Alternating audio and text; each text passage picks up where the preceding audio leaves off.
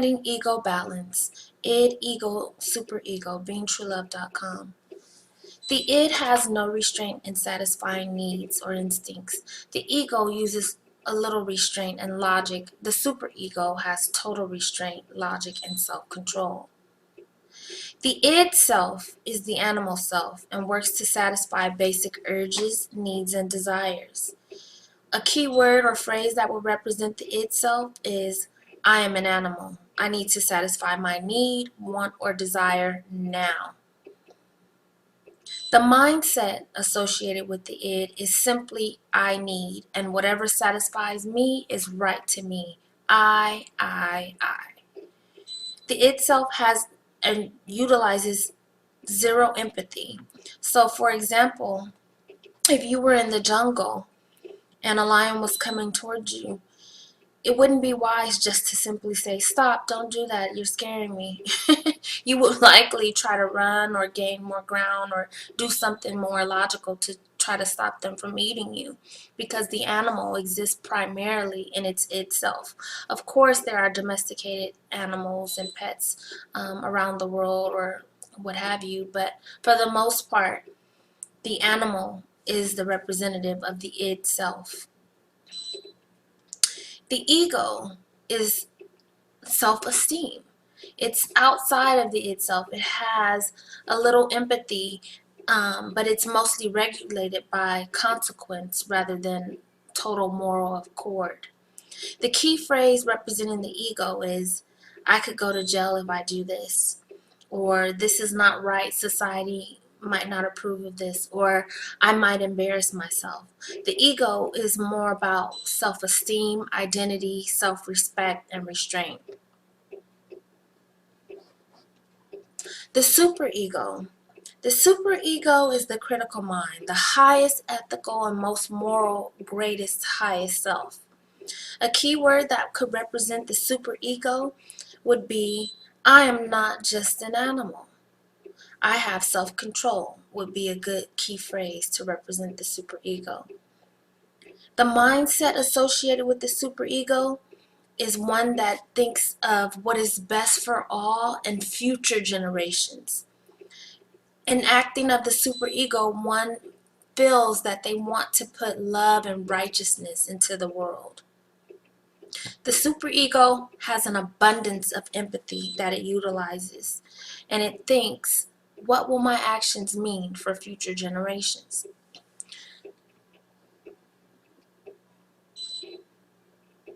The id self, which is the animal self, goes about life on basic instincts. The animal has very little self-regulation, little to no self-restraint. It's on the prowl. It's a beast, and it needs to satiate or satisfy the feeling of hunger right now, no matter what.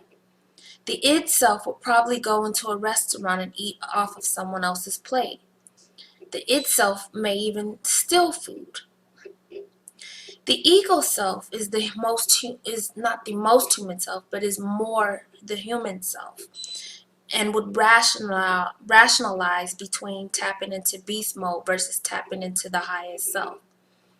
If the human ego chooses to tap into the beast itself, then stealing or taking someone else's plate while in a restaurant might seem like the best idea.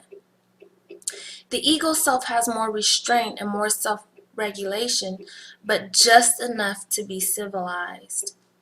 The ego may wait to be served food, but the possibility of lashing out, complaining, or becoming frustrated with the server increases as the ego is forced into self-regulation.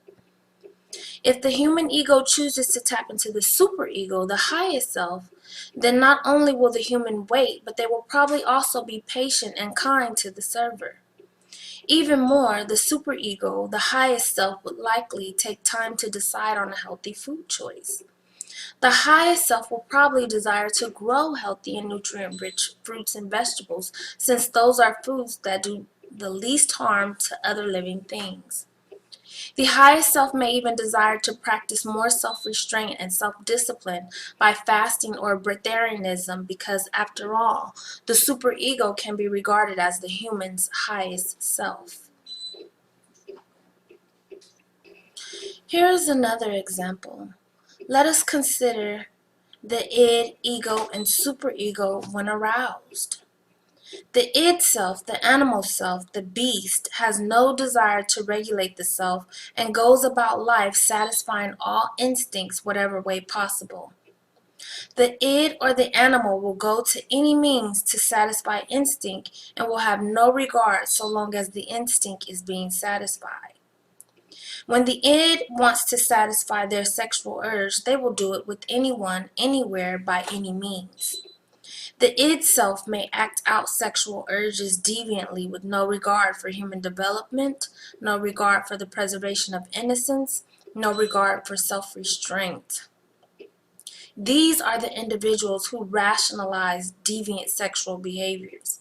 These are the individuals who drive around high schools, middle schools, or elementary schools looking for youth to groom or worse.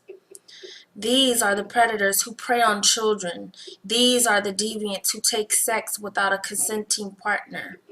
These are the animals who rape or disregard the innocence of children, expose, display, or have sex in front of children. This id is dangerous to all of humanity, dangerous to current and future generations, and dangerous for human development as a whole. The ego self, when aroused, will rationalize and utilize logic and reason to self-regulate the sexual urge. The ego might establish sexual relationships with others without a commitment. The ego self will show self-regulation by only participating in consensual sex and satisfy sexual urges with friends or maybe even consenting strangers. The superego, the highest self, will choose to only have sex with individuals whom they have a commitment to. The superego will be very responsible with sex and show a lot of self-discipline and self-regulation.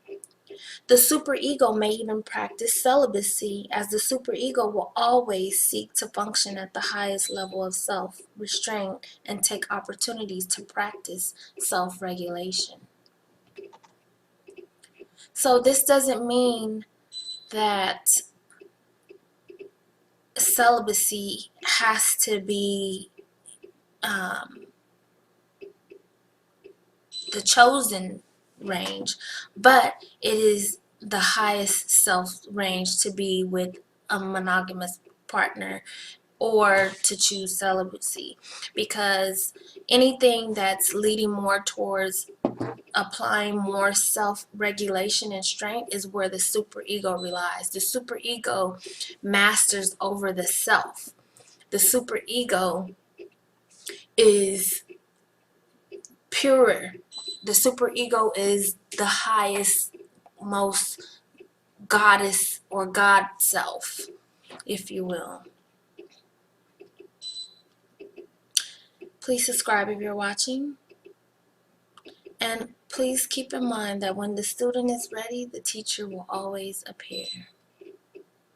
You can visit us on 𝑩𝒆𝒊𝒏𝒈𝒄𝒐𝒎 for more exploration.